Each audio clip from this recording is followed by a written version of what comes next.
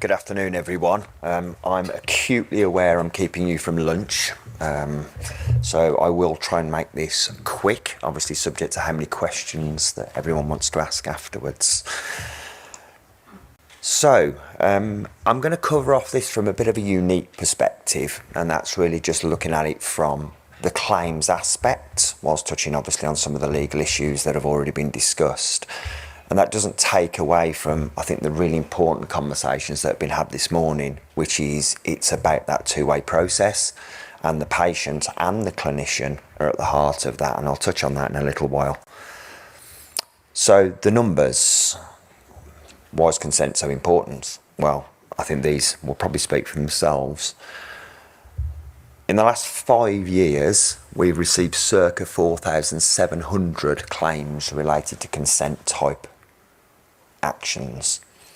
Now, I will place a caveat on this because consent can transcend all aspects of clinical specialty.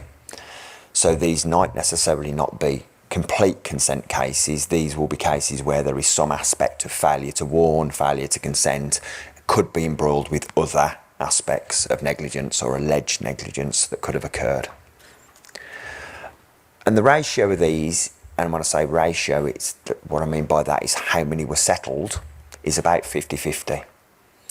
So that's going to change year upon year, but over the last 5-year period, on their closed claims, we settled circa about 50% with a damages payment. So that is 50% whereby there was an allegation raised in respect of some aspect of potential consent and a damages payment made because we either didn't have the evidence to defend it, to counter those allegations, or it was accepted. And I think what Bryony said was absolutely critically key. Mistakes are going to happen, and that is the purpose of obviously indemnity. That is why we are here. But it just does go to show the volume of those cases that are settled. Now, I'm going to play a bit of audience participation here. It doesn't require a lot of energy. It requires a hand up or down at a given moment. But in essence, what we're going to do is guess the total of compensation paid. So this includes legal fees over the last 5 years. And these, again, is in terms of cases where we have made a damages payment. So you've got 3 options of the value, I should say. So, who thinks it's 522 million? Show of hands. Not that many. Okay, 658. Okay, and 320. Clearly a pessimistic bunch in the room. It's actually A. It's 522. So you overestimated the cost there, which I don't know what to read into that really. But it's a big number. Now, I think that speaks for itself in financial terms. And we obviously have to look at things from financial terms because that's our role in relation to managing the indemnities that occur. But essentially that doesn't take away from the harm that has occurred. So looking at it just in that context isn't the right context to look in, but clearly it does give you an identification of the type of value that is placed in relation to consent type actions. I often speak as well on not just the value and the harm caused, but actually the damage to the relationship. Because one thing that we will all appreciate, and you will all appreciate more than us, is you often have a repeat relationship with these individuals. So if you have a situation where somebody is alleging that you didn't consent them to any form of treatment, harm will have occurred, usually. But essentially your organisations are going to continue to treat those individuals because they will need healthcare. It's not a transactional system. We're a unique place in health, whereas in corporate law, personal injury law, it's often a one-off transaction. If you are harmed by that transaction, you walk away from that relationship. You can't walk away from that relationship with the patient. So again, that comes back to the trust issue between clinician, healthcare advisor, healthcare practitioner, and the patient. And for me, that's also a critical point of this whole process and the discussion. I'm going to just touch on the requirements to make a claim, and I'm not going to really go over this in any great detail because others have spoken about it. I think the key one is that last point. And again, just to put this into context for you all, the average claim we receive, the first notification we as an organisation or you as an organisation receive of a claim is on average about 3 years post-incident. So if you put that into the context of record keeping, can any of you tell me what a conversation individually you had with a specific patient was potentially 3.5 to 4 years ago when we are asking you to say what happened on the day? And we've heard my colleagues went through the law very, very adequately earlier, very good explanation of actually some of the key issues around this. But that for me is one of the principal takeaways of the whole process. We've discussed a lot today about record keeping, about consent, about that conversation. Hugely important. But actually, if the conversation isn't documented and the conversation isn't recorded somewhere, however good it will be, that is the issue that we have, and that's the issue that we can find. And I'm going to come on to a case study of a live case that we recently settled. And again, there's a bit of an audience participation on that for you to guess the result later, but that's the closure. So that's really the key thing here, is these cases do come down to witness testimony and records. But witness testimony is obviously 3, 4, 5 years post the event quite often. So it's quite difficult to remember unless something stands out so well in your mind that it's such a unique occurrence that actually you have either learned something from it or it stands out because it was so rare. Obviously a reminder of what's expected. I'm not going to go through this. That's really the key findings from here, which other people have flashed up and discussed in such much more detail than I'm going to cover today. But I think what it does in the way that I see it is it recognises those societal changes, that people are becoming more informed. I know full well if the doctor tells my mum that something's good for her, she's going to say, go ahead and do it. She's not going to ask him a question. That's the way that things were when she was growing up. Things have changed. When I go to consultations now with her, I will ask the appropriate questions because I want to be able to talk to my parents in relation to what it is that the doctor is proposing as far as treatment's concerned in that space. Now, that's not a bad thing. I think that's actually a good thing because it allows people to make those informed decisions. But it also means that you can explain the risk when you have someone. I think other people have explained that, and I think Barney just touched on it, that it often becomes a two-way sharing process when you know your patient. Found it quite interesting that she said she wants to know what job they do. Just for openness, I never tell anyone what job I do when I go for healthcare for obvious reasons.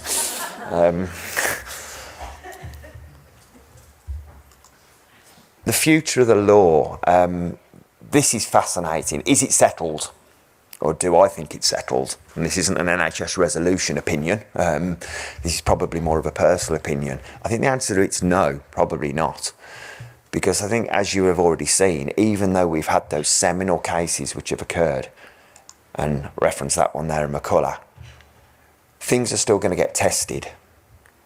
Because actually, as these cases come down to factual disputes on what people have said, what people heard, what people's interpretation of those were, then they will become challenged.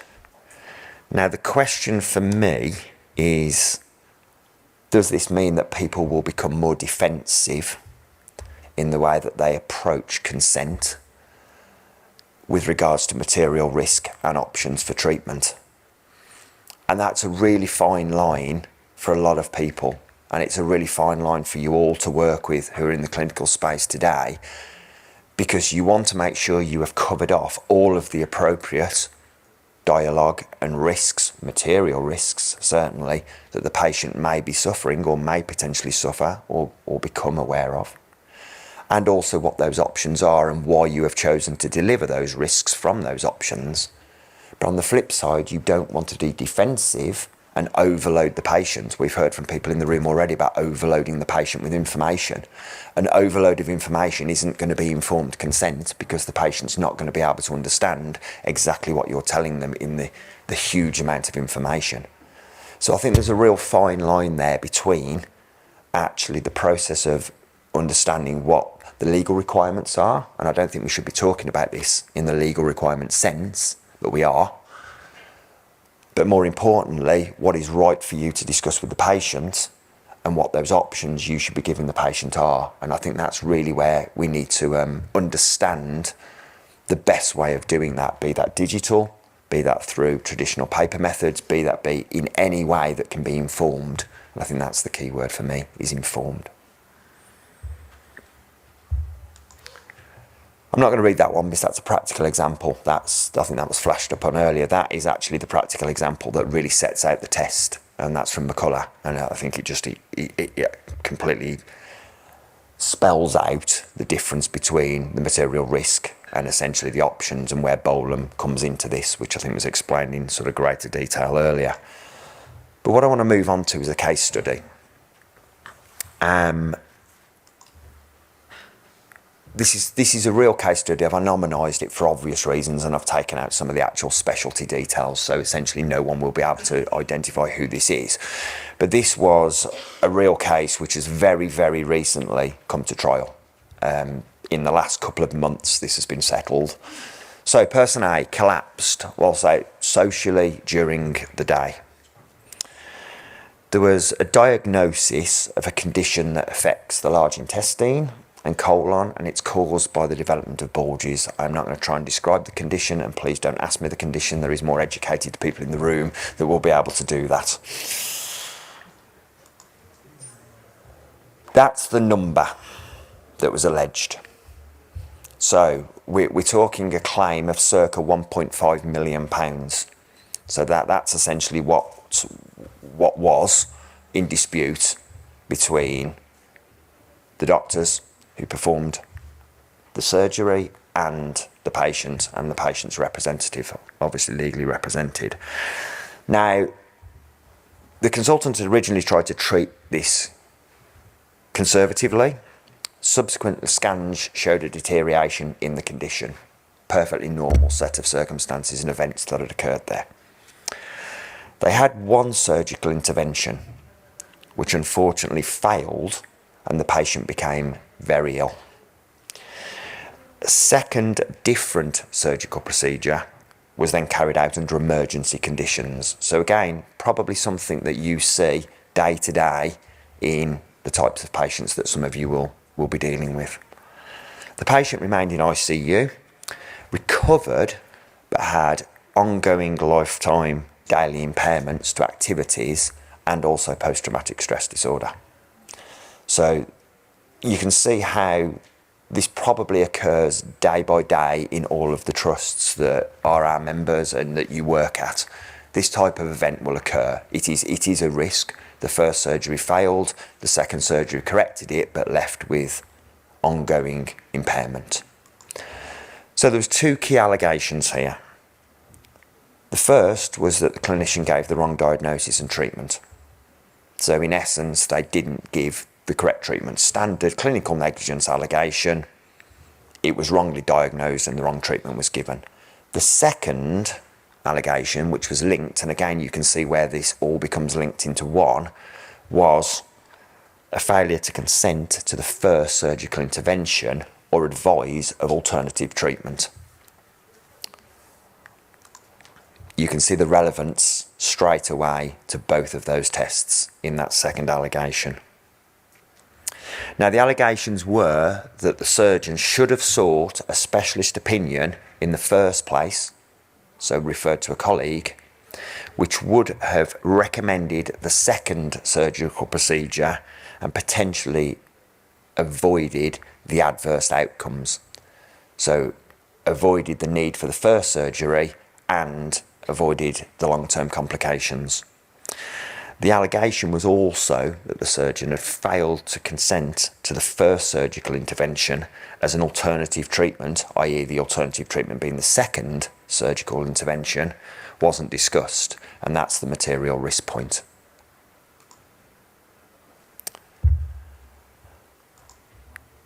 So the evidence was contested, and the clinician alleged that he'd explained both procedures to the patient prior to proceeding with surgical intervention number 1, and the patient had understood those risks.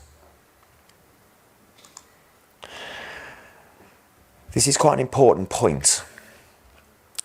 The patient had posted a review, this was an online review of the surgical staff and team following the procedure, and that was extremely positive.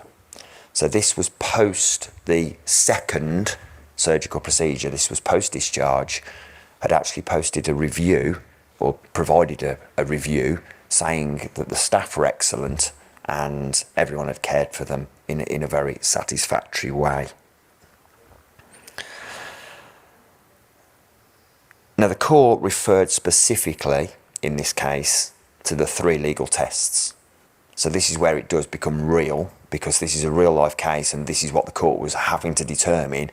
Now, bearing in mind this case probably occurred about 7 years prior to both parties standing up in the witness box and giving evidence.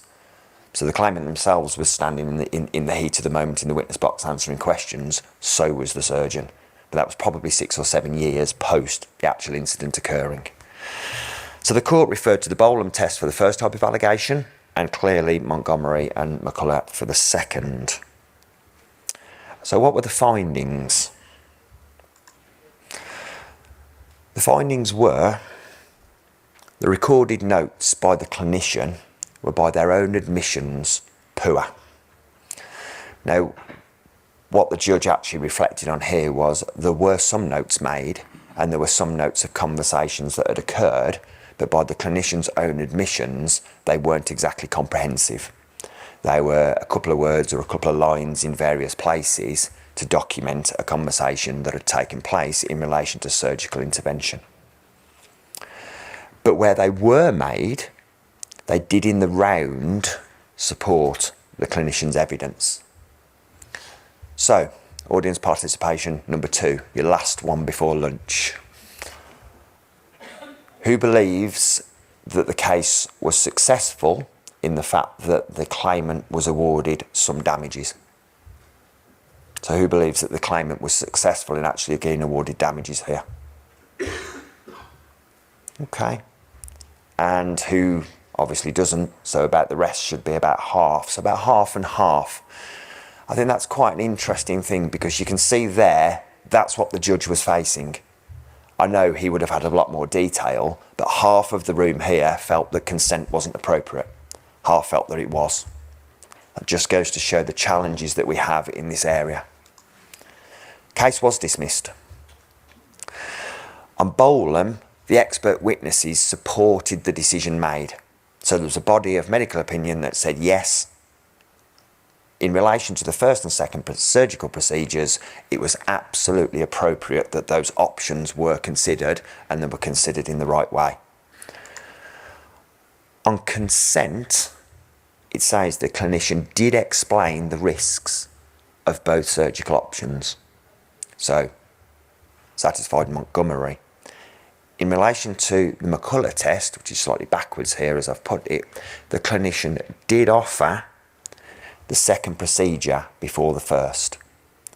So he did have that conversation with the patient to explain you can either have the first surgery, which has the risks, or you can move straight to the second surgery, which actually has a greater degree of ongoing disability or ongoing impact.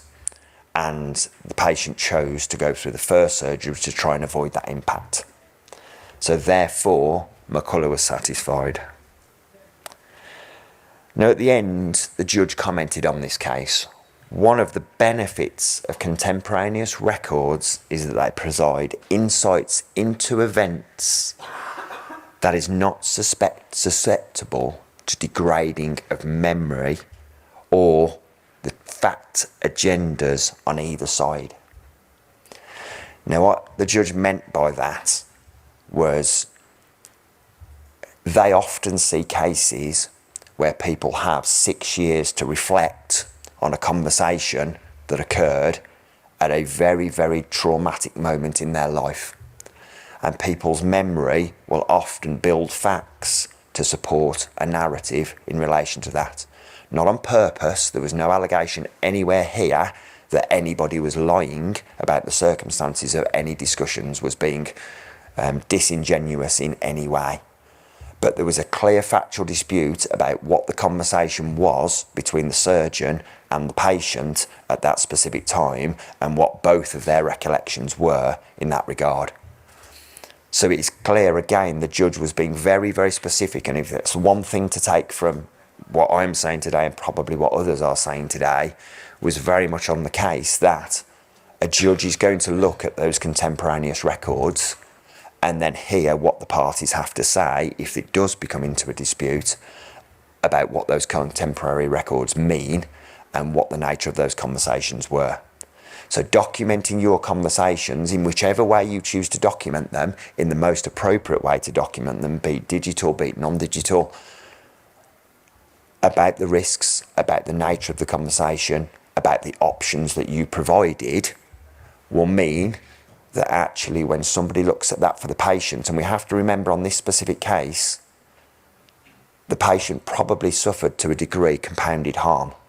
They had to relive that traumatic surgical experience that gave them that long-term ongoing disability all over again through a litigation process that went all the way to a trial for them to stand up and give evidence and be cross-examined. Which, if any of you have been in the witness box, it's certainly no easy feat when you're having to answer questions in front of a court of law, which is a completely alien environment for you. So, recording consent appropriately can not just help you in relation to justifying your actions, but it can also help the patient in understanding what the nature of the conversations were that they had at that specific moment in time, and what it meant to them at that specific moment in time, rather than having to potentially relive it through a court environment. That's it. Thank you very much.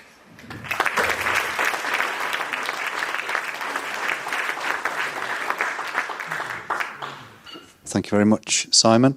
Now, don't let peer pressure get the better of you. We do have time for a couple of quick questions, but there will be eyes on you, so make it a short, concise question. Joe.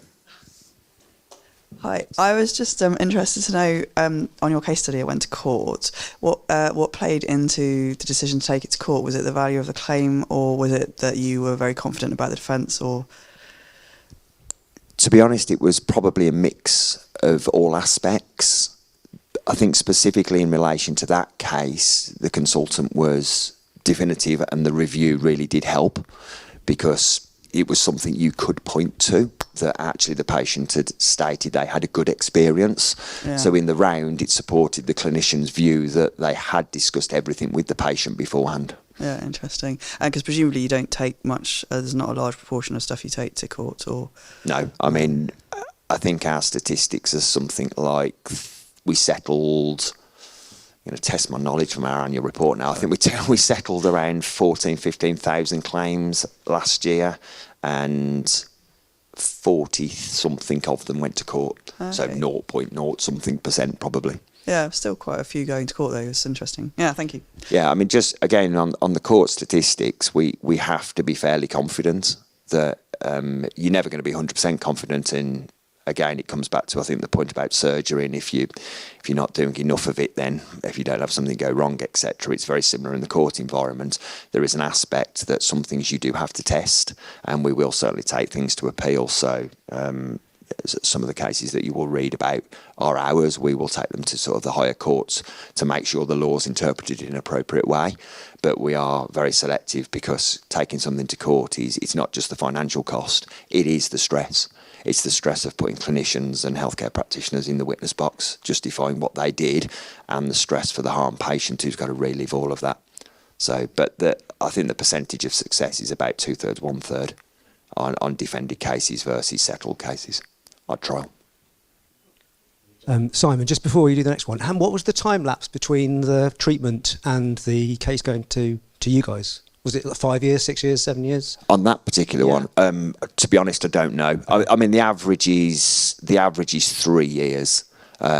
If you're talking in some of the other specialties, some things like maternity, it's even longer.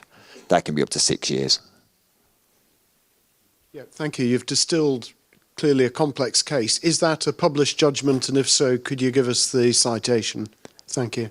It's not a published judgment. That's why I nominalised it. Right. And you don't think it's going to be published? No, won't be. In essence, it follows the law. In truth, so whilst I think it articulates it quite well, but actually, all it does is follow the Bolam, McCullough, Montgomery principle. And again, when we're looking at cases, that's exactly how we have to look at it. So does it follow all three of those, and can we tick all of the boxes to say, yes, those three tests are satisfied, and if they are, then clearly we have a defensible action.